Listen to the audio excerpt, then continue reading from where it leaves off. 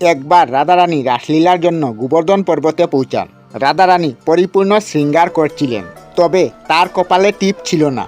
যখন শ্রীকৃষ্ণ তাকে দেখেন তখন বলেন, এ কি রাধে, তোমার শৃঙ্গার তো অপূরণ রয়েছে, তোমার কপাল তো ফাঁকা হয়ে আছে, শৃঙ্গার পূর্ণ করো রাধে। তখন রাধারানী অসুবিধায় পড়ে যান আর বলেন, আমি যদি বাদশানায় যাই তবে অনেক সময় লেগে যাবে, তখন মহারাজ কবে হবে? তখন শ্রীকৃষ্ণ বললেন, বাদশানায় যাওয়ার কোনো দরকার নেই রাধে, এখান থেকেই হাত দিয়ে তোমার শৃঙ্গার পরিপূর্ণ করে দেব। তখন শ্রীকৃষ্ণ সেখানে একটি শিলা প্রকট করেন আর শ্রীকৃষ্ণ আঙ্গুল দিয়ে ঘষে সিঁদুর বের করে রাধারানীর কপালে শৃঙ্গার পূরণ করেন। আর তারপর শুরু হয় রাধাকৃষ্ণের মহারাস। আর এই লীলা হলো সিঁদুর লীলা। আজও এটা গোবর্ধন পর্বতে উপস্থিত আছে। কথিত আছে এখানে গিয়ে আঙ্গুল ঘষে সিন্দুরি শিকা থেকে সিঁদুর পড়লে রাধাকৃষ্ণের আশীর্বাদ পাওয়া যায়।